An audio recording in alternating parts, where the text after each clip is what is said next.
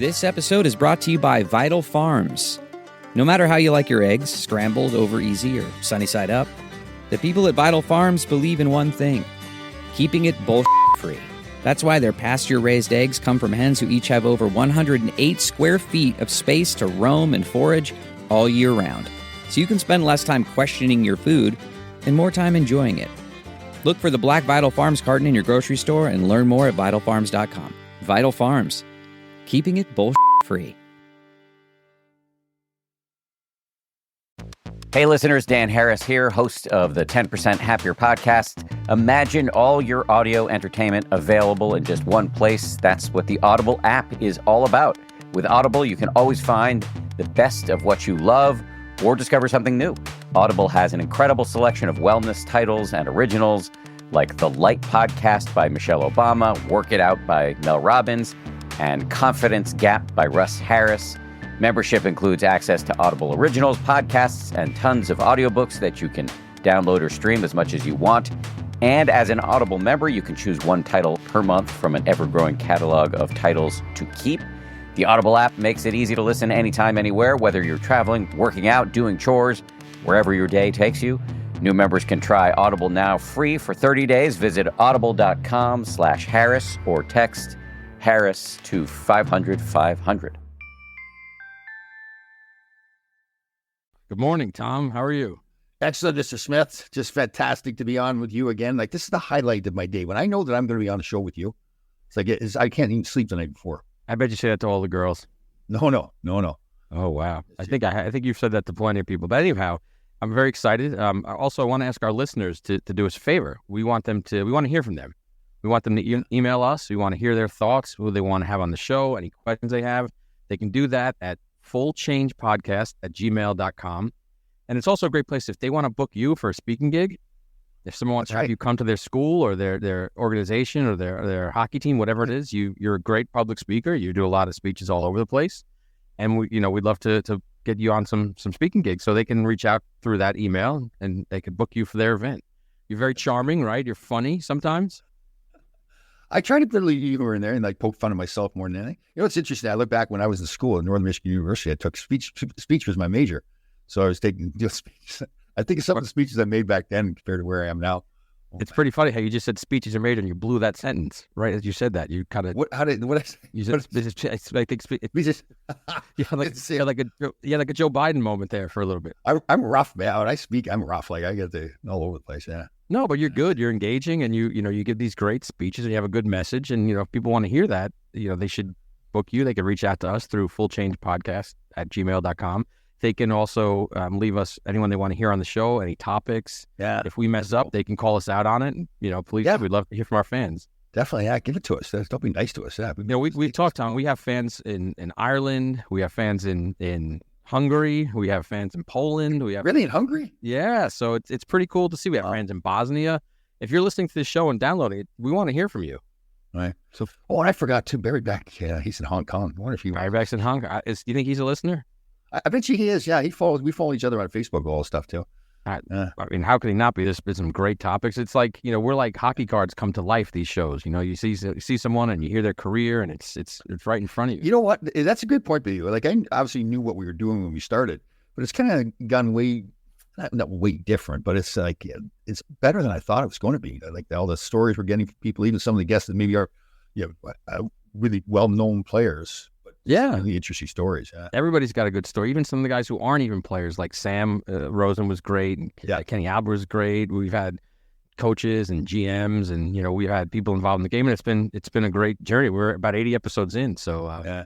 It's funny too, like how interested the guys want to do it. Like you're really excited to do it. They're thankful. Remember Morris Lukowicz? We did the show with him. He's great.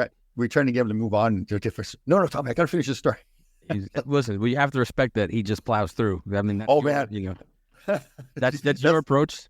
Oh God, yeah. Oh, but it is funny because everybody's listening to when Tom Smith and I met each other. My producer right here, our producer. I apologize, I said it that way.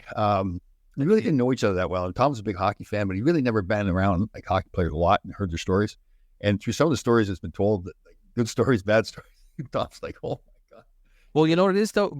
That's true because we hold you guys up as these idols. But I played hockey my whole life, and it's the same dynamic. There's always the one person who's difficult, the one person who's this, the one person who's crazy. Yeah. It's just you guys just are pros, so we don't expect it. We're like we hold you guys to a higher standard. It's like no, you guys are just as messed up as every beer league guy and the team. You know, there's always the characters and the personalities, and there's the guys putting a baby powder in the hairdresser, and this guy's breaking sticks over his head. How about the show with Dave Silver? We talked about putting all the food on the kitchen floor. And then you keep referring to the Silky episode. It was great, but we got to get him back on then because I think you just scratched the surface on that one. I don't think we went fully into everything. Too bad we couldn't do an X-rated version of that. I think you could. Well, I don't want to give it away, but off air, you guys, there definitely was an X-rated version of that one. And all I'm going to say is, Vakota and Pilar were fantastic too. Sorry to interrupt you. No, they're great. No, they're great. No, all I can say about you and Dave Silk is I just sportorama. Just do your diligence. Your fans can dig into that one and ask me offline. I'll give you some clues about that. We learned a lesson there too because I called him out 2 days before the show and we started reminiscing about old stories. And I kind of didn't ruin it, but next time we're not going to talk before the show. Yeah, don't talk. Save it for the show. When I worked at Howard, that was one thing. He never really talked to the guest. In fact, he didn't talk to the guest before the show at all. Yeah. So everything was just fresh on air. There was no no pre-interview like they do on most TV shows. He just go. And I think interesting you say that. Wow, that's interesting. Wow. Yeah, they didn't because you'll see like on Fallon or any of these shows. There's always even back in the day of Letterman and Leno, Johnny Carson. They always pre-interviewed the guests. So whether it was them or the producer, they knew they kind of coached what they were going to say. We don't do that. We just free form, and that's how it should be because you want to just hear it. You want to be spontaneous. I think a lot of people and listen to Rob Carr of New Jersey said that he loves when you discover something because you always say that famous line. You say, "Oh, I didn't know that." It's genuine too. Like I really get excited that I didn't know that. Yeah. Completely genuine, and like you're discovering something along the way, and that's pretty cool to hear. Yeah. You know what? When you talk about that too, and not interviewing the guest beforehand. So when I represented Shelby Kennedy and went through all that sexual abuse case, Oprah Winfrey had contacted us and wanted to get him on the show. Oh wow. And I always had this impression that she was very personable with the guests, and really got into the stories. She didn't talk to him at all before the show or after. He was on the stage. She walked out, sat down, said hello, started the show, and then he went on. He was on the show. Yeah. He really was. Looking back at it, I don't know if it's a smart thing to do or not because he still had some therapy to do for himself after all the stuff he'd been through. But he really wanted to get out there and try to make a difference with other people.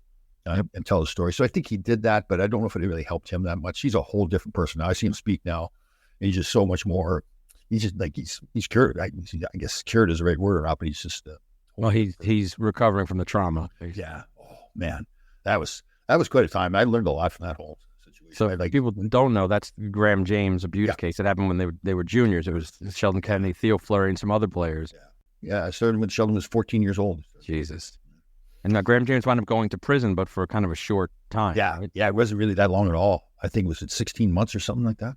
And he'd done a lot of damage to kids. They found him, I think a news station up in Canada found him down in Mexico. He was down there.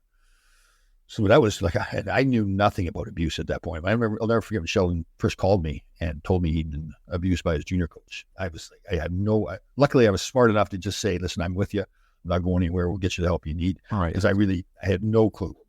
I didn't know how often it happened, the damage it did to people. So, I think our attitudes back then was it was almost the victim's fault. And I think people thought you're less than a man if that happened to you. It's like, wait a minute. Yeah. Now we know that these are kids who were taken advantage of. They were preyed on, and it's none of it is their fault. And these scumbags that do this stuff should be dealt with accordingly. Yeah. Sometimes people question the person that got abused because maybe they wait for a year or 5 years or 10 years, or some cases 25 or 30 years. But you just don't know their situation, what they're, the people around them, the things they've been through, their personalities. Yeah, think how horrible that is on you and on your mind and on your everything about you. Like, you deal with that how you deal with it. There's no right or wrong answer for that. And people like Graham James, that was his name, right? Yep. Yeah, those people are horrible predators. They should have no place in hockey or society or school rooms. And I hate to say it like this, but they're intelligent, like in a bad way, but they really know who to pick on, how to do it. I think cunning is a better word. Yeah, probably right. Yeah. They prey on these people. They're smart in that they, like you said, intelligent. They know like who's got a broken family, who doesn't have both parents involved, who's an easy mark, and it's terrible because I know in USA Hockey, and you coach too. There's all safe sport, and we get background checked, and you have all these. You have to report these things, but I'm sure it still goes on in some places, and that's horrible. Yeah, because especially like in that situation for Sheldon, he had a dream of playing in the National Hockey League.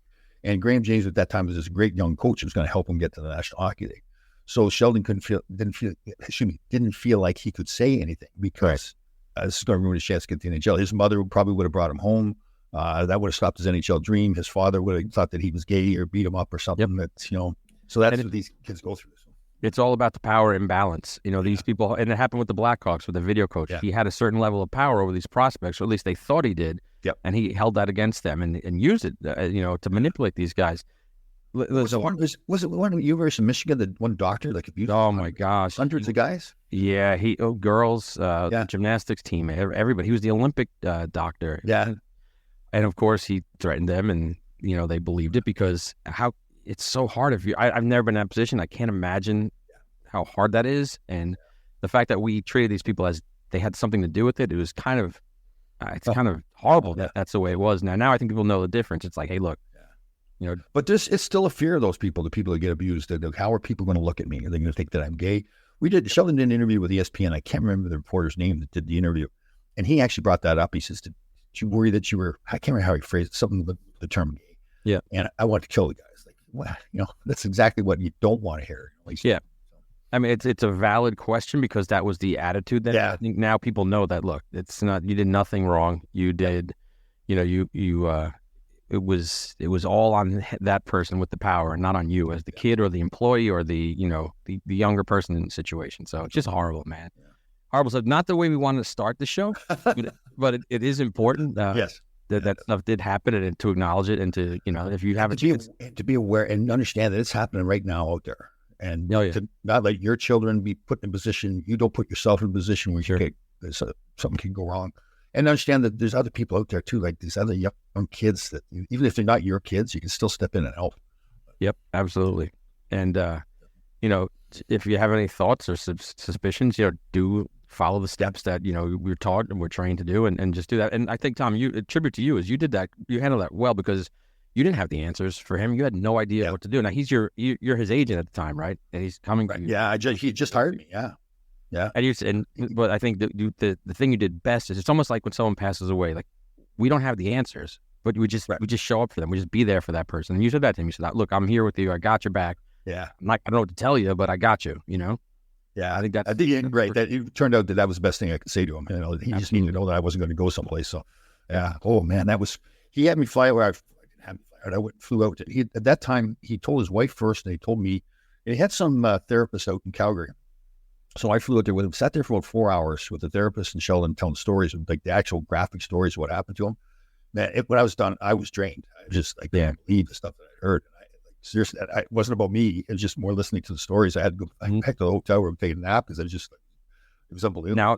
Now imagine the mental anguish and internal torture that he went through, dealing with that on a daily basis, So the fact that he's turned it around so much, but even like with Theo Fleury, like, he had his issues and dealt with. Everyone says they have their demons, and now we know what his demons were. Those were his demons, and they both dealt with it. And good for them, I think Theo Fleury's sober 10 years. It's a good example. Yeah, it's a good example you bring up with Theo Fleury because Sheldon went to him when he was going to go public with it, and Theo was not ready to go public, right? And he shouldn't be judged for that either. He was different than Sheldon. So there's no rules, it works for everyone's on a different path, but both of them are doing much better, and obviously they'll deal with that forever. But they're becoming, at least, and I know in Theo's case, he's becoming an advocate. He's speaking out against it. He's got himself. So Sheldon too. Yeah, I tried to get a hold of Sheldon. You can't get. He's one of those, get the agents all around him and everything. I mean that in a good way because he's out speaking all the time. Well, we'll get him. We'll get him on the show. Yeah, he's a good guy. Yeah, we went Absolutely. through. Yeah, to go through all that, man, I'll never forget being in the courtroom in Calgary when they were sentencing Graham James. So we're all in the courtroom together. Sheldon's there with his wife, family. Sure. I was there. Graham's just, man, the desire to step up and just sucker Graham James is like, it was pretty intense. Well, hopefully karma gets him because, just what a horrible piece of shit human being that is, and I hope he gets everything comes. I'm sorry. Yeah, if I'm talking to therapists too, it's not always the case, but they think that a lot of the people that are the abusers are abused themselves when they were younger. Yep. Not that makes any difference. It doesn't make any difference. You get just break the cycle and no offense, but fuck that guy. Yeah, no kidding. Man, that's sick stuff, man. The Sick stuff. we talked about. Oh, But on to better things. yes. Today Let's go. we have a good show today. We have another podcast host. Just He's done all life. So his wife is not a Spice Girl. we'll find that out. The show. We'll ask him. Why don't you ask him during the show if she's a Spice Girl? We'll do that. Why did I believe that she was a Spice Girl? I told you that. Right? Do you believe that? I don't know. We'll see. We'll have him clear it up in this episode coming up. It's not like I make things up ever, do I? Right? I don't make things up. No, I don't think so. You're pretty honest. Forget that I said it. Forget that you told people. But this is going to be a great show. People can listen. You're very thorough. People can listen. Please like, share, follow, tweet, whatever the case is. Tell your friends. Listen to the show. Leave us a review on Apple. And if you want to get Tom to speak at your event, they email fullchangepodcast@gmail.com. We can sing, we can dance, whatever you want to get done. This we though is you. You can sing, you can dance, and you can do I've impressions. got multiple personalities. I'll just produce. Yes, there you go. You definitely do. All right, buddy. Enjoy the show.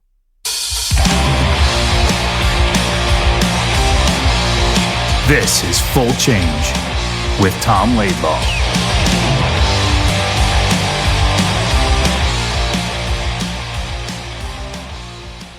All right, Tom, we got a great guest today. He's a podcaster like you, ex-NHL player, married to a famous non-Spice Girl wife. Today we have Jason Podollan on the show. Get in. What's happening, dude? Hey, Mr. Laidlaw, how's it going? Yeah, good. Our podcasters here. Do you ever think we'd be doing podcasts? Oh, gosh. No. What was a podcast? Yeah, exactly. You're right, yeah. So, yeah, you got all the equipment going on and everything. Good job. I sound okay? Yeah, you sound really good. Excellent. Perfect. Okay. A lot of guys don't sound that good, so excellent. So you met Tom Smith? Over IG message, yes. Okay. Yeah, so we met out in Spokane, Washington. You're playing for the Spokane Chiefs, right? Yes, sir. Yeah. You know, Tom did some research here, too. I found out that you had Mike Babcock as a coach out there. I sure did. How was that?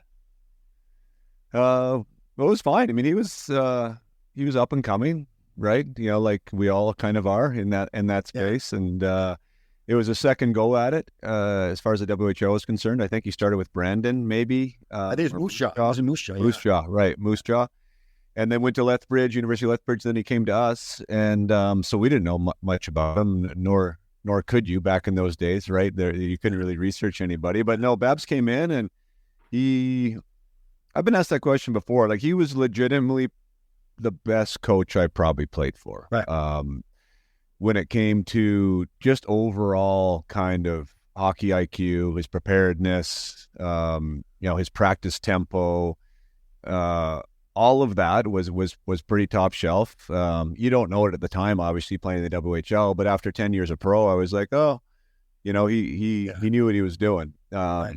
I will say, I mean, there was a confidence to him that I could see how that could have turned into a bit of arrogance, which it seemed like it kind of did, you know what I mean, as things got going. I mean, I haven't talked to him in 10 years. I mean, I can't speak from that personally, but there was a little bit of an air to him. You know, I think that was probably why he was good at what he did too. But yeah, no, he was prepared. He was ready to go, and he definitely got the most out of us as a group. Yeah, I think he was always trying to prove that he was the smartest guy in the room, right? Well, I think the whole thing with the cameras and the pictures and everything is like, okay, this was a new thing that nobody else thought about, so I'm gonna do it. Right. That was a bit strange. That was. Yeah, can you imagine if a coach came in and asked to see your pictures in your phone? Wow. Well, it's just so. I mean, it is weird. Like, that's weird to begin with, and then just like, because Mike's not unintelligent. It just seems like that to me is just such a weird thing for him to think is a good idea with his history. You know, like that didn't come across as maybe being the wrong place in the wrong time, you know? But I know it's weird. When you first think about it, you go, what? Like, it's so strange. You think, well, who would even think of doing that? Like, it's, yeah. Right. So you got your podcast going now, Up Your Hockey? Up My Hockey. Up My Hockey. You just get started. Yeah, you were on it. Yeah. That's right. Yes. That's right. You were a guest back in, probably a couple of years ago. You're one of my earlier guests, and that was a good episode, actually. That was probably one of the most viewed ones, me being on. Of course. Yeah, I've always liked you a lot. I always thought you were an intelligent man. Okay, I'm going to give you a hard time here, and I think you did it last time. Your wife, is she one of the Spice Girls? Is that my wife? Girls? No, she was a member of Nobody's Angels, though. Oh, Nobody's Angel was a girl band back, 90s, I guess, 90s girl band. They were ran by Disney. Disney was their, like, they were a Disney girl group. And yeah, they did well. They actually wanted them back for another album deal, and it kind of whatever. It just sort of fell apart. But when it did fall apart, which is kind of interesting, she was asked to be a Pussycat Doll and join that group, but she never did that either. She was more into acting and dancing, and singing wasn't really her thing. But Okay, I got to ask you a question. She's a very attractive woman. I mean, you're not a very good guy. I mean, what happened there? That's, you mean it, I'm so gifted orally, right? Get to Good thinker. Yeah, exactly. That's funny. I mean, how many kids do you have? You know what, though? We should you want to talk about my wife. So that's actually a good, I know this isn't hockey related, but so I met her after I was done playing. So she'd never seen me play hockey before. I was coming back from the bar that I own in Fort McMurray, and she was in the airport gate. She was flying to Kelowna as well, and I was flying to Kelowna. We were in Calgary. So I saw her, obviously, and I'm like, oh, cute blonde girl by herself. So I positioned myself, across the aisle from her, and had some smart ass remarks. She was eating chocolate, and said something stupid, and got her laughing, and so we chatted. And you'll love this story, Tommy. So I'll and it kind of ties into what I do now too. So I actually made it a pretty good segue. We have this conversation. It's going great. And the plane's boarding though now, right? So we've kind of talked, I don't know, like let's say it 10 minutes, right? And we're walking to the gate together. We're the last ones on the flight. And it was kind of one of those scenarios where I asked her, hey, would you want to sit beside each other? And she said, yeah, I mean, I would be down. I'd be into that. And so we asked the flight attendant there that was checking us in if we could get our seats changed. And she said, no, it's a completely full flight. There's no room anywhere. Sorry, we can't change your ticket. So that was kind of a downer because it wasn't really early enough. I thought it was too early to ask for a number, in other words, right? I was like, I can't really ask for a number. And I was like, okay, well, nice to talk with you. Have a good flight, and best of luck in Kelowna. She was going up to judge a dance competition up there. So as I go back to my seat at the back of the plane, and she had her seat like specifically picked. She was a frequent traveler, so she knew she wanted to be in the aisle. She likes to be at the front so she can get off quickly. And she told me all this. And so anyways, I sit down, the door's closed, and lo and behold, like there's one seat beside me at the back of the plane, right? That's the only seat in the whole plane. And I'm like, well, holy shit. Like do I go up there now? Like, one, I'm breaking the rules because the door's already closed and I'm supposed to be in my seatbelt. Two, it's a massive walk of shame if I go up there and like everyone hears what I'm asking her, right? She could totally say no. Good. I like this. And my old man. So my old man's voice was in the back of my head. He's like, you never know if you don't ask. I said that about like anything. Nice. Anyways, I go up there, ask her. She graciously says yes, she'd like to come back. And anyways, we dated for like a year-long distance, and now she's my wife. But if I wouldn't have walked up there and asked that question, it would have been done, right? And so one of the things I talk about with my players is, here's the segue, is like fear of other people's opinion. Like a lot of times we have such a fear of that as hockey players or as, just humans. And I was like, I got over the fact of like, who cares, right? Who cares if I'm the laughing stock walking back here? Maybe she'll say yes. And so anyways, the rest is history. That's a great life story. Seriously, to now use it as an example. Yeah. It's pretty cool too that she said yes, because she's assigned, she get that seat for a certain reason, and she's giving it up to go back there with you. Wow, good job, right. Stud, man. Stud. I must have looked better back then. Who knows? And how many kids do you have? Three boys, all playing hockey. Very good. So your podcast said Up My Hockey. You talk a lot of motivational stuff with players, and is that what you're doing? I don't know. I mean, motivational may be the wrong word. Maybe the opposite. Like, well, it is, I guess, motivational in its own way. But I think why my episodes are kind of timeless is because, like, whatever I'm talking about, it tries to be more about the journey that the guy was on. Not necessarily all the wins and the accolades. But I find that most ways to success, there's always some type of trial or tribulation or challenge, which is essentially the defining moment of that player, and so how do you get through that? What was your approach, and kind of breaking those things down and in the go deep kind of way, right? Like multi-layered questions. Like I love diving into something, so it's just not a one response answer, and we kind of go deeper and deeper. And I think that's where the value is for me, at least. That's what excites me. Like I love that aspect, like the personal development, psychological aspect of the game. I think that there's so much more than the physical skills of the hockey player that allows them to get to where they're going. And so those are the things that I try to uncover. It's very true, right? The guys that are very successful usually have had something happen to them. They've done something wrong. And coming out of that, they become better people and better players because they've had to fight through all that stuff. That's true. Very cool. Very cool. And you had Thomas saying, well, you had Shane Doan on recently. That's a good get. Yeah, Shane Doan, Patrick Marleau was on recently too. So yeah, like two really obviously big name, long time, respected NHLers. So those were really fun conversations. And yeah, to my point with those guys, like I didn't talk to, we barely even talked about Patty's career really, or Donors, right? It was more about like development and how to develop and, kind of our philosophies about that. So they were probably, for the Shane Doan and Patrick Marleau fans out there, if there is any listening on your show, like you're going to hear a side to them that, you probably haven't heard before, which is pretty interesting in my opinion. Yeah, Patrick, I was in the agent business. You know that, obviously. Tom's always making fun of me because I say 22 years. I went to recruit Patrick Marleau and seeing him do a podcast now. He didn't talk at all before. He was a kid. He was quiet. Like, it was painful. You're trying to recruit him, and he wouldn't even have a conversation with him. He's a really nice person, and everything, but he was pretty interesting. Yeah, he was. He's one of those guys, obviously, you remember, because his rookie year was my last year in the WHL. I think he was 79 born. I was 76, and boy, he could skate, right? It was just one of those guys that, he could skate, and you just recognize that from a 16-year-old on. I don't know if anyone thought he would play 1,700 games or whatever the heck he ended up playing, but you definitely saw that he was a good one coming up. That's for sure. So where were you born and raised? Vernon, BC. That's right, Vernon, BC. That's beautiful out there. There's a bunch of guys from there too. Wasn't Dallas Drake and a bunch of other guys are from Vernon, right? Well, there's quite a few guys. Dallas Drake, I think, played for the Vipers or the Lakers, I think, at the time. I think he was from here, but Dave Oliver played there then too. And we have Jeff Finley and Brent Gilchrist and Matt Higgins came through here. Brad Larson was from Vernon. There's a lot of guys that ended up kind of like retiring out here, after, because why not? So there's quite a few hockey players that have relocated here. So yeah, it's a pretty good hockey area for sure. Now, were you a pretty good player when you started playing? Yeah, I was one of those, which is interesting for me in the podcast and what I do. You saw me at 16, 17, Reg. That was I was one of the guys, like from a young age that was recognized as being one of the best. Me and Jeff Friesen were one of, or two of three, I think, 76s listed at 13 years old to the WHL.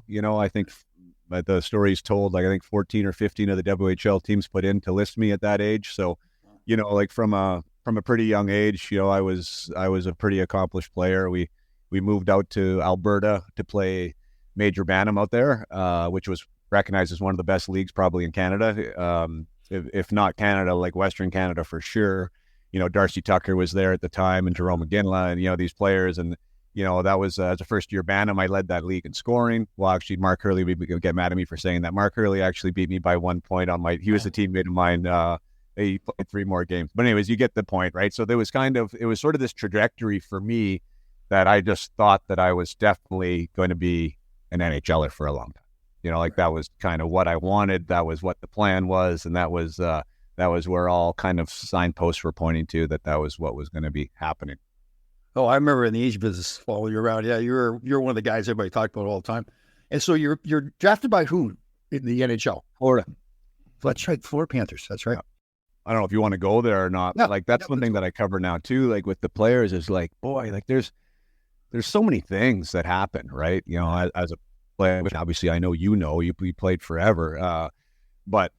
Like that draft year was super, super interesting for me just with the coaching aspect. And that's one of the things, when I'm talking about, when I say that I help players with mindset, like I translate that into, your off ice, on ice relationships as part of that too, right? Like how do you manage those and what's the right way to do it? And how do you create a solid relationship with your coach? Like that was one thing that I completely underestimated as a player is those relationships, like I was. Jason, sorry to interrupt you, but do you think you should be creating that relationship with the coach or make more of an effort to do that? I 100% believe that, yeah. But I believe it, like the way I teach it is more in a definite, authentic way to your personality type. Like it can't be contrived and whatever, brown nosing your way in there. But, I think that when players are genuinely curious about who's around them, like if you're my coach, like I should know your story. Right. I should know where you were. I should be able to be curious about, hey, the people you played with. What you mean, because that's just good human relationship work, And two, there's things that you know that I don't know that I should be asking you questions about. Sure. And then the more those things happen, the more curious and genuine you are. Like, you start to want to be a part of my journey too, right? Like, that just surreptitiously happens, right? Just because of the way it works. And, for me on a personal level, for whatever reason, like, there was always a divide. Like, I felt like it was the players versus the coaches and not the coaches and players together.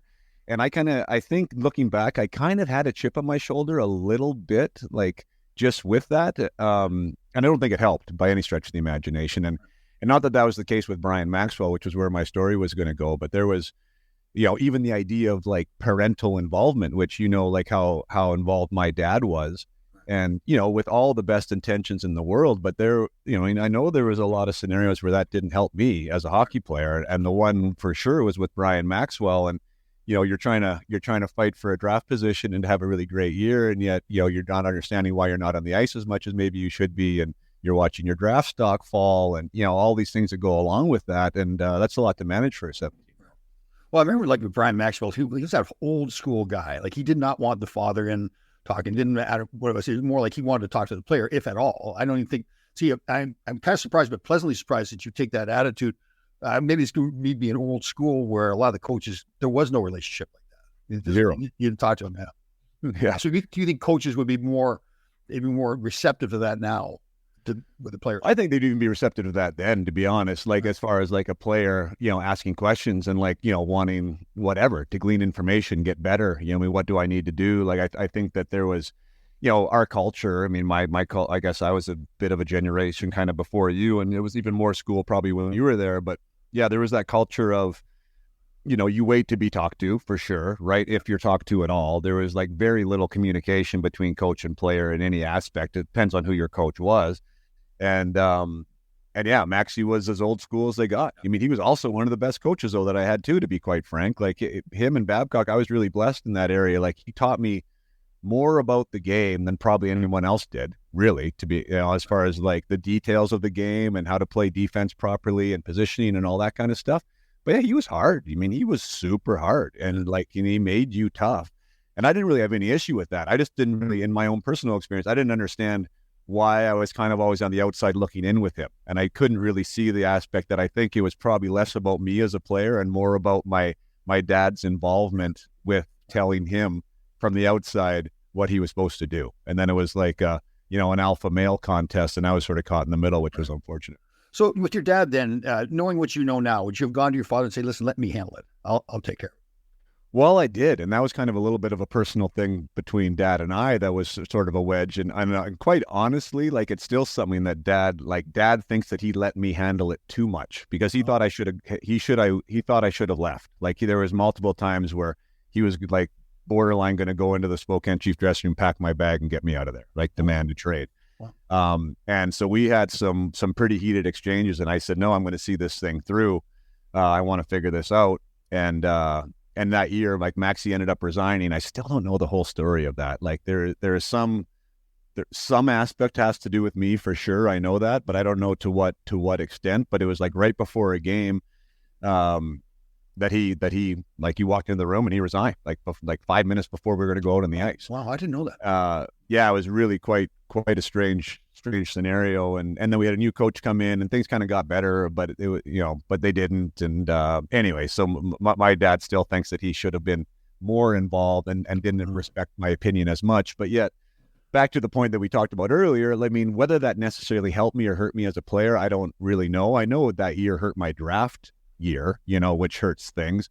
But like, I'm really proud of the way I handled that. Like, as a 47-year-old man looking back on 17-year-old Jason, like, to weather that storm, to keep showing up, to keep trying to figure it out, to not take the easy way out, like, I think that gave me, I don't know, I gained some credibility with myself that I can handle tough things in doing that, and yeah, at least I have that to look in the mirror and say, hey, you know what, I didn't take the easy way. Yeah. Well, Maxie was tough too. I mean, I played for Maxie in LA, got to know him a little bit in the agent business when he was coaching there. Did you have Mike Barnett as an agent at that time? I did, yep. And did you talk to him about this? Well, not as much as I should have. Right. And, I don't know. That's another kind of, I mean, I don't know what the agent business is like now. but I did need, I should have had a little more help, I think, with that scenario, to be quite frank. And it wasn't necessarily there. And I don't know if it's like anything to point fingers at Mike Barnett, because I don't know what I told him at the time. Or I don't know what I, said to him at the time. So I don't know what he knew. And also he was a busy guy, and, there's things that go on, and I don't know. I think communication in general back in those days probably wasn't where it should be. So you're putting a lot of this on your shoulders then, that you should have been a better communicator at 17 years old. Well, I think that's the only way that you move forward and feel like you're in control of anything. And that's kind of the thing I try and teach my players is, there's going to be scenarios that are out of your control. Like, as we know, like opportunity does matter. I do believe you create your opportunity, and I do encourage my players to like control everything they can to increase those chances. But at the end of the day, some guys get more than others, right? Some guys get a longer opportunity than others. Like there is things that happen there that are sometimes out of your control, depending on the organization or who's going to bat for you. But yeah, Tom, like if you don't do that, then like I think you just end up playing the victim game, and poor me, and this, that, and the other. So at 17, is that a lot to ask? Yeah, it is a lot to ask. I think I was capable, and I think I could have done a better job at it. And learning from it now, yeah. I definitely teach players that I'm with to build a support team that is like on your side, that it's not you against the world, which is kind of the mentality that I had sometimes. And yeah, it's okay to ask for help. And I think when you do, you actually are bringing people to your cause, right? Like people that want to be around you. And I think that's super helpful and needed. I really love this conversation because, I think back when we first started the conversation, I'll be honest, he's a 17-year-old, isn't going to do that. Well, we're not going to do it because we were never told how to do it, right? Like that's what you're doing now. You're teaching the 17-year-olds, okay, it is all right to ask for help. You're not less of a man. Build that support team, get to know your coach, have a relationship. Because if you think about it, it's human nature. If that coach thinks, well, this kid really cares about me as a person, then he's going to care more about you too, right? Yeah. Very cool. And also like the idea of like sharing what you want. Like I think that's like, and again, I call it mindset because I think it's easier for people to understand. But like at the end of the day, I really think it's like personal development, like mindset 2.0. And if you're brave enough, or if you've crystallized what this thing is that you want, and let's say that's an NHL career, right? If that's what you want and you want to get there, and you're willing to do things to allow yourself to get there, and you vocalize that, like, coach, this is the player I want to be. This is what I want. Like, and I'm willing to do whatever it is. Like, how can you help me on this? Like that excites me. Yeah. When someone comes to me and says that excites me. Like I want that guy to succeed, and you're not in your head there, and I'm sure you are too. And again, like that's human nature. If you're a coach of a junior team, like, do you not want your players to succeed? Do you not want to be a part of that? And of course, like some are going to stand out above the others in that scenario too, because there is 20 guys on that team, right? So, it's not necessarily like you pick favorites, but it's just a natural thing that's going to happen. And I've had conversations. That's one of the things I love about the podcast, whether a player development guy or whether it's an assistant coach or a GM or a head coach, like there are guys that you actually just want the best for, sometimes more than others. Like a guy that comes to mind is Brett Hayden, Stanley Cup winner there for Vegas. Yeah, he made the Rangers over those other guys because they liked him more. Like Dave Oliver specifically said that. He's like, he was a guy that we were all rooting for. He was a good kid, came from a good family. He did things the right way. He worked his tail off in practice. There was probably guys there that were equally skilled, potentially better than, but they chose him, right? And kept him there. Like, and that's to my point, right? There's the opportunity. And he was the first one to admit, I don't know if I should have got as much opportunity as I got, and why? Because of the personal connection.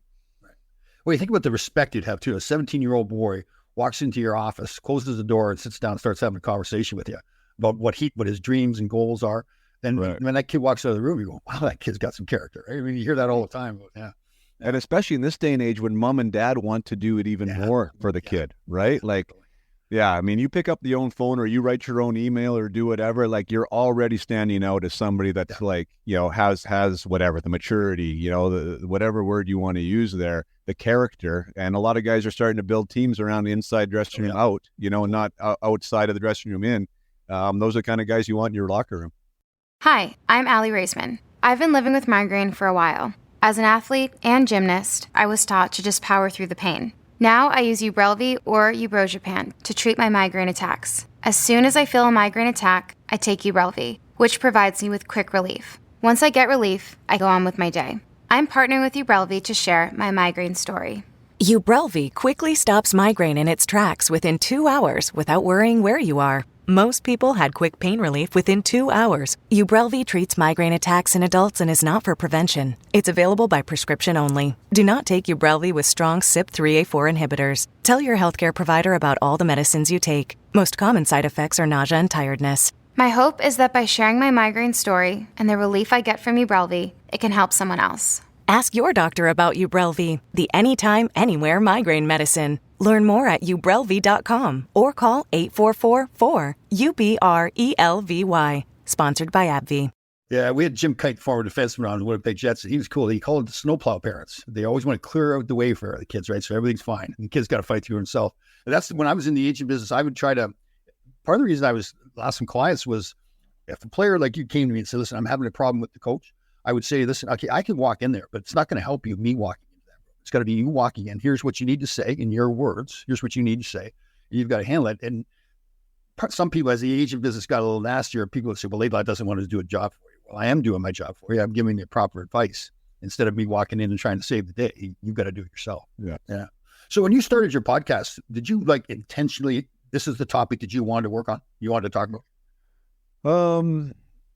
Well, I went in off of with a big push and a shove. It wasn't like this was my idea. It was actually somebody that I was working with. I was getting into the space, and he recognized in me, he thought like a skill. He's like, you're a good speaker. He's like, you ask good questions. You have a great hockey network. He's like, podcasts are a thing. I think you should start one. And I was, and maybe you had the same reservations. I don't know, but I mean, our culture. Well, no, Tom was being such a pain in the ass. I had to do it again.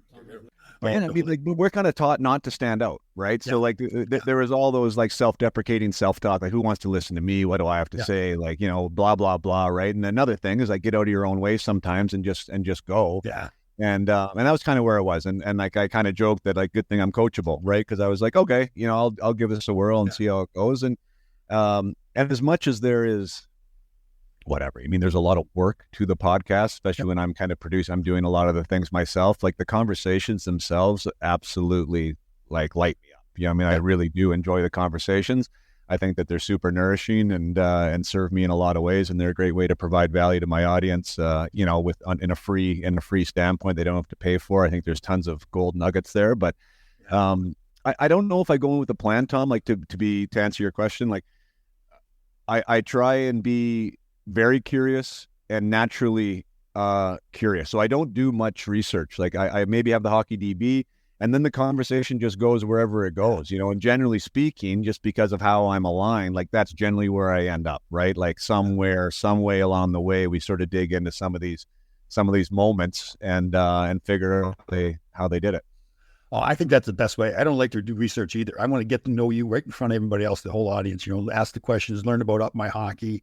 We've had some fantastic guests. We've done over 70 shows now. And we've had some guests on that, like, the stories are telling, like attempted suicides and what's the guys are doing about it now and how they're helping other people. I didn't really anticipate that was going to happen. It was more me like learning about the player and his background growing up and what he's doing after the game. But we really got into some guys that we had, I don't tell it publicly because he talked about it. We had Mike Allison on the other day.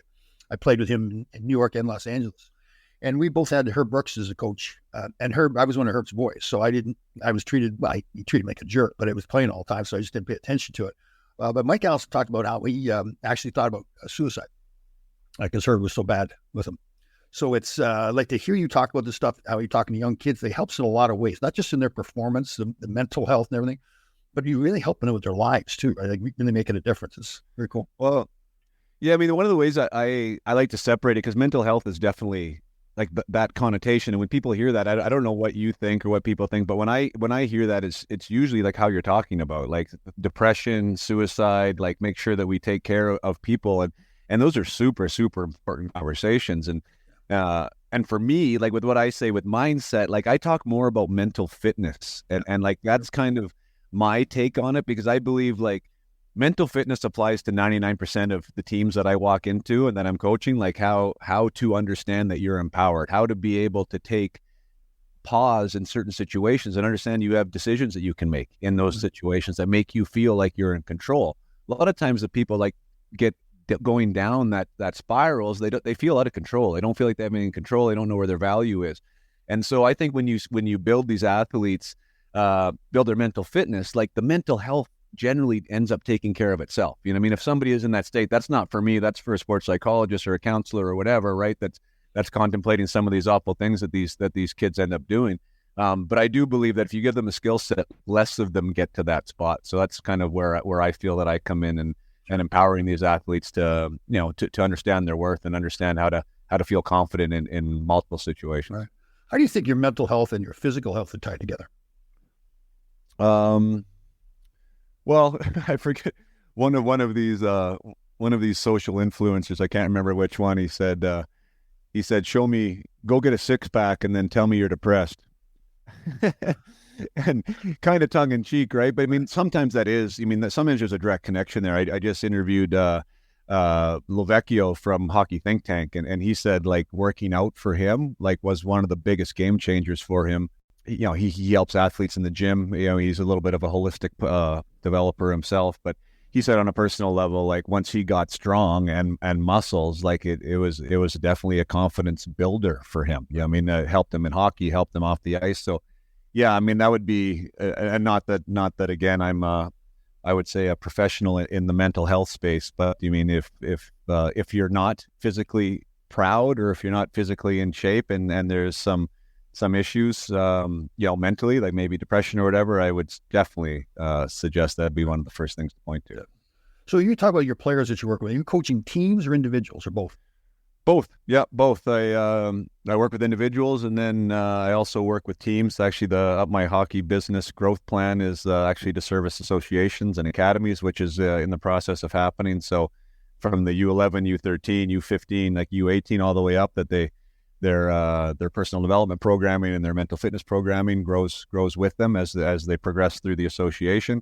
But yeah, I mean, teams, I mean, I actually like all aspects of it. Teams is really awesome because talking about the stuff that, you know, we've kind of dipped our toe into here, like when we talk about that in a team environment, right? Like that now these discussions are happening on a personal level, like it's like team bonding 2.0, you know, when you're understanding like the emotional state and like recognizing that and knowing how to support a player, or even recognizing that, you know, somebody in the locker room, like their pregame prep is getting owly and getting mean in their locker room. They don't talk to anyone, where somebody needs to be dancing and singing in the middle of the floor. Like, you know, like that aspect and the recognition of that is quite powerful, you know, when it's the collective and even when it comes to practice habits and deliberate practice, understanding how to develop your own game within the team system. And anyways, there's some cool concepts that we cover, and there's some pretty explosive growth on the individual and team level when you're working with teams. So I totally like that. Obviously, when you're diving deep on an individual and talking with them and applying that, you know, what we're working on off the ice to how that's now showing up on the ice is really that's something that makes me smile too, because there's some pretty big benefits there. Right. I'll tell you, this has been a total compliment. You've come a long way. The way you speak now, even compared to last time we were on the show, I mean that totally. You've done a good job really improving yourself, the way you present too. That's cool. Thank you. So how can people get a hold of you there if they want to hire you? Oh, well, upmyhockey.com is my website. So, I mean, that's a good place to reach out. I'm on Instagram mostly for social media. For the parents out there that are listening that have an athlete, I have a Facebook group on Facebook called the Up My Hockey Parent Group. It's got over 2,500 parents in it now from all across North America, even some in Europe. And that's a really cool community that we've created. And yeah, I mean, hockey's tough, you know, like especially from the parent side. I think we forget that, Tom, you know, as far as us going through it. And then now I have boys going through it. And it's challenging for me to navigate. And I spent my whole life doing it. You know, like for somebody that hasn't been in team sports or hasn't been in professional sports or understand the hockey aspect itself and trying to find the proper place for your player or to handle some of these scenarios that we've already discussed, right? Like that's challenging. So we put that together more as like it's a free spot. Like you have to be approved to come in. Obviously, you have to have the kids that are in the system, and it's just a community, a support community about how to handle some of these different situations. And obviously, it's a place where I can share what I do with Up My Hockey and develop the game that way. So, do you teach the parents about how not to be crazy? Sometimes, yeah, it's a big job. Yeah, Tom and I were talking about before. He's got a young son that plays, and we all know that parents love their kids, right? So they want the best for them. But something happens when they walk into that hockey rink, man. That switch goes on. But Hey, Jason, I just want to go back to your career really quickly. So you're drafted by Florida. How long did you play there? Well, I'll play there. I mean, I was the last cut 2 years in a row out of junior. So like it was sent home late. Almost made the team twice, and then my rookie year pro, so 20 years old. Again, was the last guy to go. I don't know. I never really did dissect that very much, but ended up starting in the minors and had a really good start in the minors, and they called me up. So I played, I think it was 19 games with Florida as a rookie, and then that was when they had just come off that Stanley Cup run. So they played Colorado. I was the black ace for that time. Was with them, traveled through them with the playoffs, and that was when they were trying to make another push, right? So it was a trade deadline. They were still in the playoff hunt. They thought they had a team, and they traded me for Kirk Muller to the Maple Leafs. So I was really only with Florida as far as a pro for like a half a season, but I was with them for 2 or 3 years in their system prior to that. Kirk Muller's a pretty good player. Did you think, okay, that's a pretty good sign? Like, I know when I got traded, I wanted to know I got traded for a good player. Were you feeling good about your game at that point? Well, yeah, that was a really good sign. Yeah, I mean, he was their assistant captain at the time, right? I mean, obviously a long tenured guy. He was the captain of the Maple Leafs. I mean, of the Habs at one point. So yeah, I mean, yeah, he was a heck of a hockey player and had been around a long time. And yeah, for me to get moved, that was definitely a good thing. I don't know if there was the biggest problem that arose actually from the whole thing was, yeah, I mean, one, I wish I would have played better with the trade. But again, Tom, like, holy smokes, like I think I just turned 21. So first year pro, first time, whatever, in your own house, vehicles up and down, the moving with Florida and then getting traded. I was asleep in my bed in Greensboro, North Carolina, which is not a hockey hotbed by any stretch of the imagination. And if you can remember back, like, I didn't even know it was the trade deadline, like how the world's changed now, right? Like, I was just ready for a game, and Bill Torrey calls me, or Brian Murray, I think, and tells me he traded me. Like, it was a minute and a half conversation. Thanks for your time, right? Cliff Fletcher will be calling you shortly. So like, I barely woke up, and I'm like, what? Is this for real? And then Cliff Fletcher calls me, and I was on a flight 3 hours after that phone call to Toronto to play the Philadelphia Flyers the next day, right? Like, I barely had time to pack. Like, so talk about a whirlwind, right? And you're traded for Kirk Muller.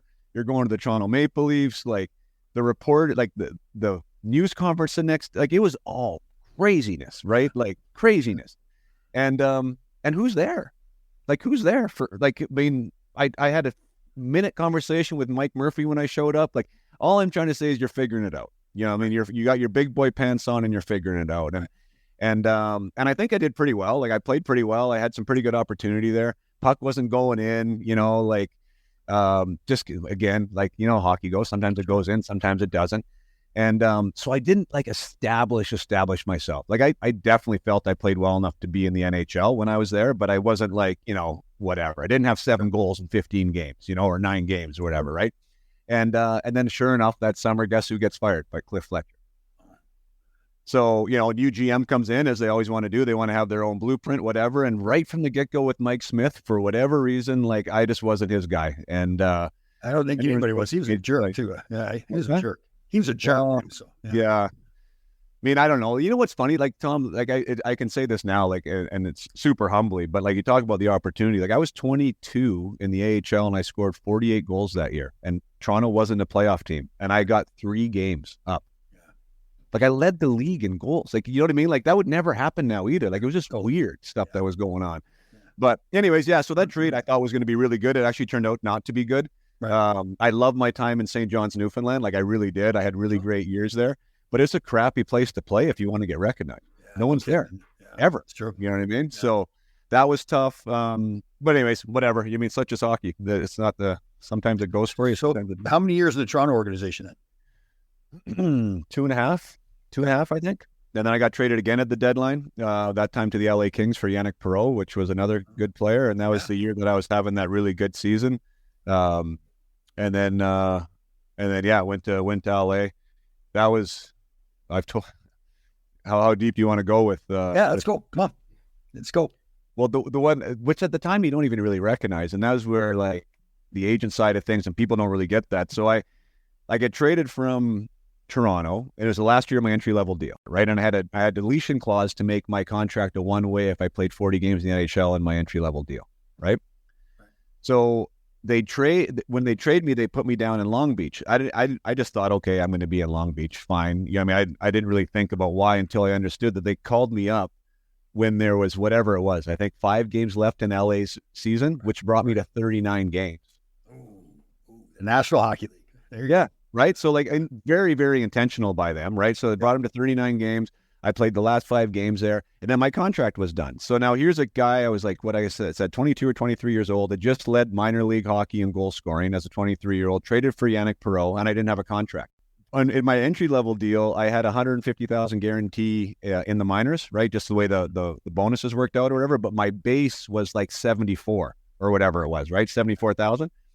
And as far as how it worked, and sorry for your listeners, this is super boring, but I think it's pretty compelling from the business aspect. Cool. But all they had to do to qualify me was to give me a 10% raise, right, if they wanted to keep me, right? And that kept me as an unrestricted free agent. So that meant in the show, and that also meant in the minors.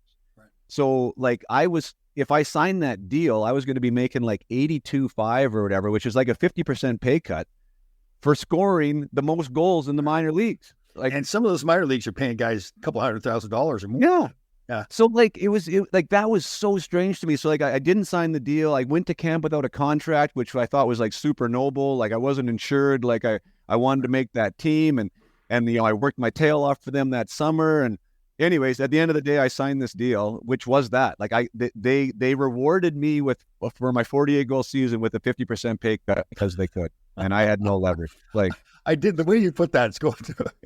Oh God. So this is still LA then. So you got a 2-way deal. Yeah, 2-way deal, LA. I took a pay cut. Andy Murray was there, and another crazy, Brad Chartrand, who's a buddy of mine, like he ended up making the team out of camp. If you look at our stats from the year before, he was also in St. John's. Half the stats I had, like smaller player than me, wouldn't fight, but he played with Andy Murray at the National League program, right? So he knew him. He ended up taking Shardy. I ended up going to Lowell. Played there, Lowell, led the team in points, led the team in scoring again that year. And then, but you know how it goes now too, right? Like you go from prospect, and the longer you're a prospect and you're not there, then you're a suspect, and then you're not a player anymore. You don't start getting labeled as a minor league player and all that. Yeah. Yeah. How many years in the LA organization now? I think just the one. And then I got taken on the waiver draft by Tampa, which was another super weird thing. They had been in the playoffs for like ever. And, what's that guy's name? Dudley. Dudley was the GM there. Yeah. Never talked to him once. Never never. He's a weird guy.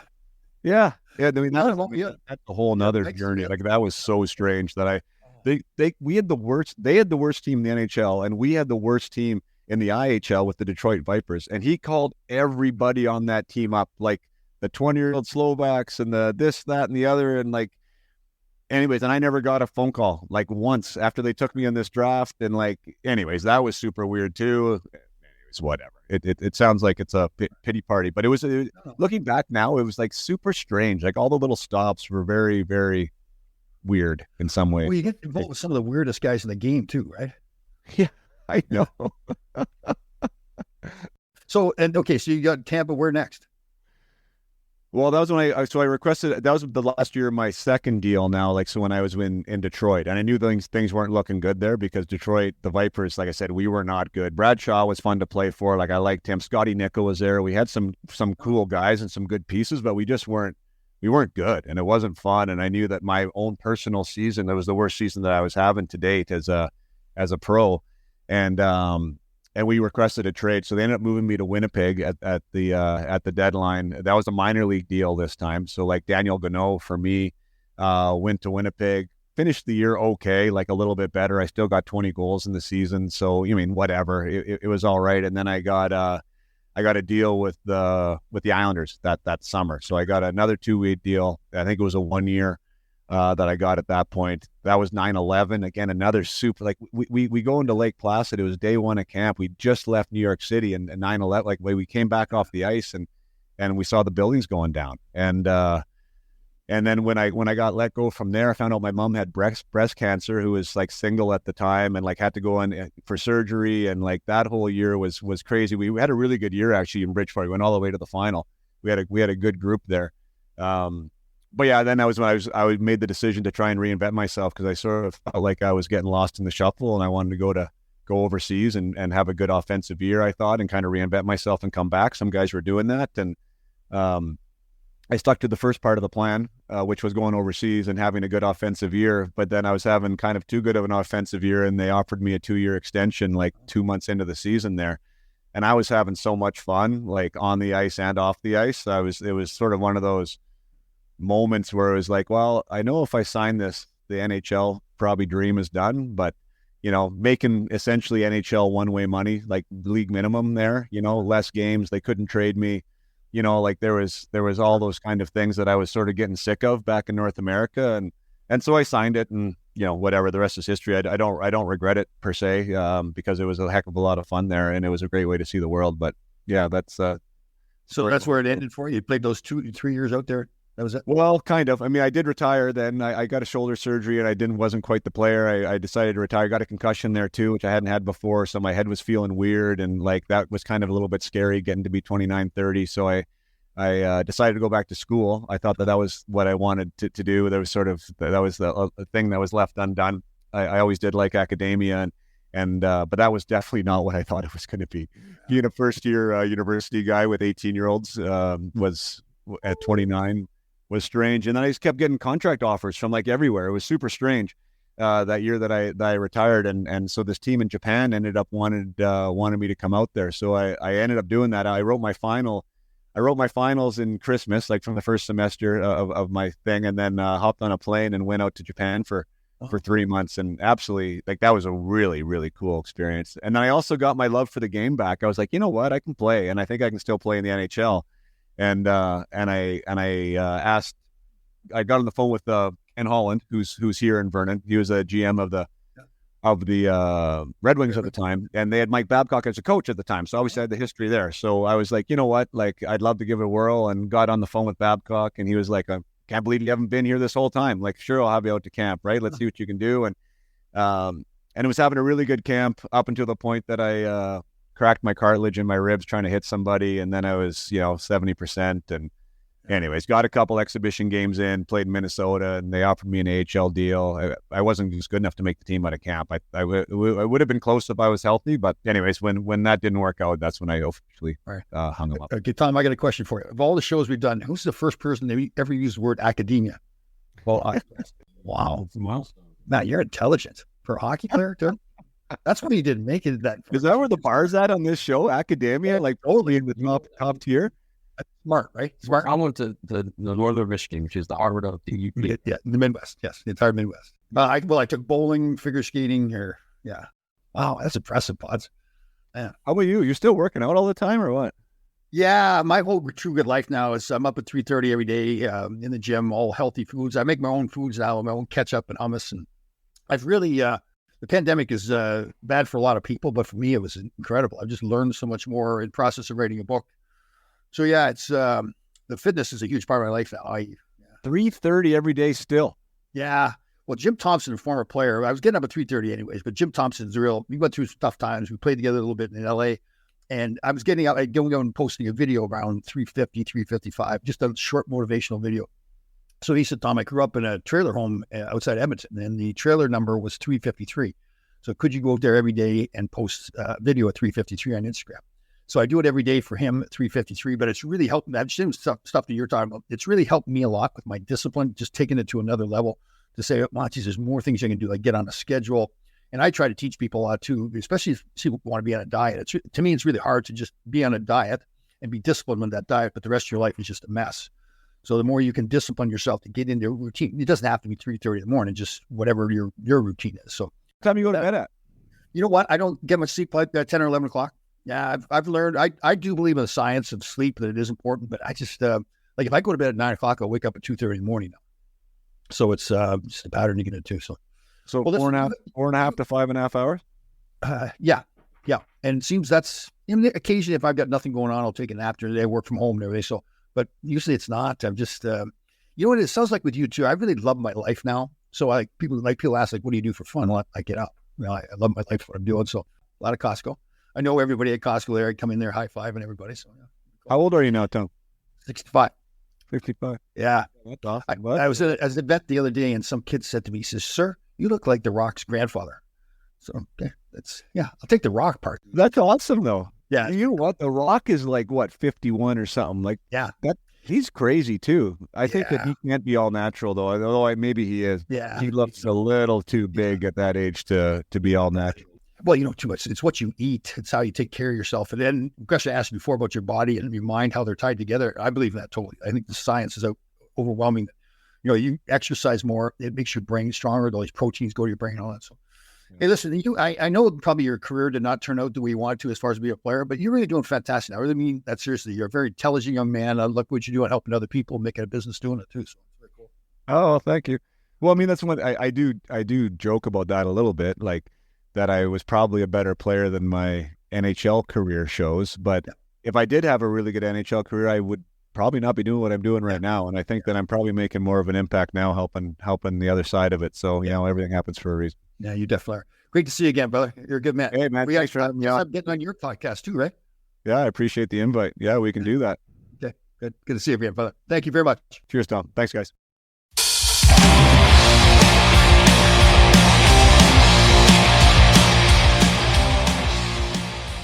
Wow, that was a great talk, man. Jason Podollan, not Podollan. Great talk, great life. And his wife's a Spice Girl. Wife was not a Spice Girl. She was in Forgotten Angel or Fallen Angel. What was the name of it? Forgotten Nobody's Angel? Some kind of angel. How do I create something like that? I really convinced myself that she was a Spice Girl. But you were in the right area code, so props to you. It was a girl band around that time, so good job, man. Okay. Could have been Destiny's Child. Could have been one of those groups, right. But it was not the Spice Girl. He could have just agreed with me. I mean, he didn't have to ruin my story. He could have just lied to make your story, make you feel better. Don't let the facts get away from a good story. Why not? But listen, great story.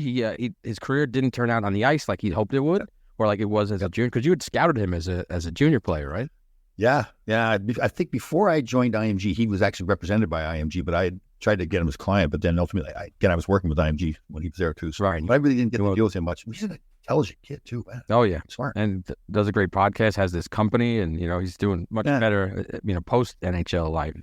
I like what he talked about with the young players, kind of taking more control of their careers and their relationships with the coaches and everything too. That was cool.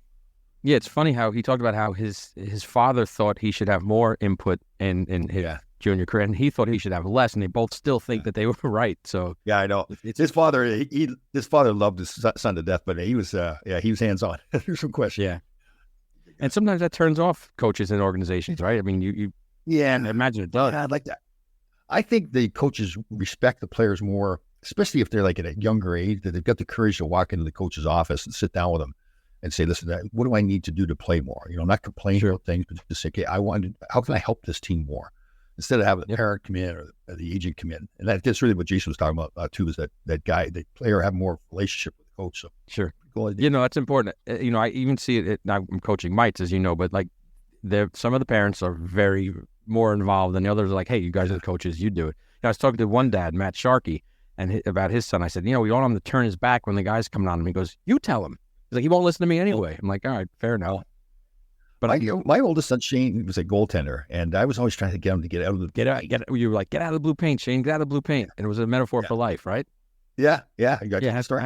I heard that one before. But he did get out of the blue paint. Right. Well, yeah, when another coach came along, some random coach he didn't even know, he wanted us to get out of the blue paint. And then just a few years ago, he says, something in the conversation, oh, that's why you want me to get out of the blue paint. Yeah, there you go. See, Dad, you're not an idiot. You're right. Yeah. But that's what they gain with knowledge, with age and experience. They learn, oh my God, my parents were actually onto something. Yeah, that's the great thing about hockey. And Jason was really preaching that too, that you can make such a difference in a person's life if they're coached properly. It's not just the X's and O's of the game. It's the attitude. It's the thought process, how to fight through things. Yeah, not to toot your horn for you, pump your tires, but there's 600 players in the NHL out of all the people playing hockey at that time.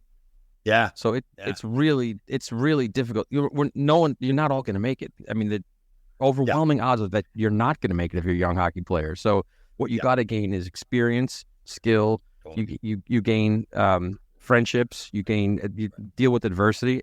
So you deal with these things, these life skills. It's more about that than becoming an NHL hockey player because the odds are stacked against you, you know? So you're almost, I think you're like a miracle, Tom. You're a miracle that you made it to the NHL. Well, it is true. I look back and I go, like, and I was so lucky in my life, some of the things I did, like, you know, playing in the National Hockey League, game going Survivor too. There's only like 600 or 700 people who have ever played Survivor. Yeah. But you know, the one thing I do say to the parents and the kids is, listen, your dream should be to play in the National Hockey League. Yep. But you need to understand that chances are far greater that you don't play in the National Hockey League, but still that process of working hard, sacrificing to go get that goal. So even if it doesn't work out for you, which it probably won't work out for you, at least you say, you know what, I give it everything I could to try to make it. And now the rest of the things that I do in my life, my careers, my relationships, I'll do the same thing in those things. Yeah. It's almost like an upside down funnel. Like when they're that young, you just encourage their dreams. And as they get older, you know, more reality comes in and the funnel gets tighter. And then the very few make it, but still go for it. You know, give it your best shot. Totally. I like that. That's a good analogy. Is this an analogy or metaphor? What was that? Yes, it was both. And it was on the spot too. So there you go. Feel free to use it. But it's still, you know, and then, but you don't want to tell a 9-10-year-old you're never going to make it. You know, go for it. Try your best. Work hard. You know, and if you, that's the people I had in my life. I was so lucky. My parents, my junior coach Rick Hay, my college coach Rick Comley, they never took away my dreams. Like there must have been times, like especially when I was small and I wrote the letter that I was going to play in the NHL and I couldn't skate. I'm sure my parents must be like, this kid's crazy, right? No, but that's the time to dream. That's the time to dream, and that's time to, and then, you know, if you're 16, 17 and you're just, you know, you're on the fourth line on some B team, it's like, well, probably not going to make it. You know, you realize that, you know? Yeah. You know, but when you're frozen. Look at that. You have a nice smile on your face and those green eyes. You're just frozen. Look at that. You're growing your hair out a little bit, it looks like. Yeah, I have a little bit there out top. Yeah. You get a little like a buzz cut. You have the yellow eyes. Yellow. You have to like yellow. What are you talking about? There's yellow. My kids have that too. Call it hazel, whatever. But there's like green and yellow and brown in there. Hazel. Yellow. There's a little bit of yellow in there. Also, you're frozen, but you got a nice grin on your face, so that's good. Perfect. That's what you be. That's it. That's good face. But what a show! What is, you always have a grin? You do. Actually, you do. Yeah. And what a great show with Jason Podollan. And interesting guy. You got to get on his podcast. Very intelligent. Yeah. Oh man, I really like his outlook. He helps a lot of kids how to deal with coaches and relationships and all that. But really, it'd be interesting for people to listen to that. It's a great show. It's good. Yeah, absolutely. Hopefully people love it and like, share, subscribe, do everything you can. Go on social media, like the show. And if you want Tom on your to come to your event, email fullchangepodcast@gmail.com. And I can do imitations. I can sing, dance, whatever you want to get done. Cut it right there. Okay, yeah, that's the show. Thanks, guys. See you, everybody.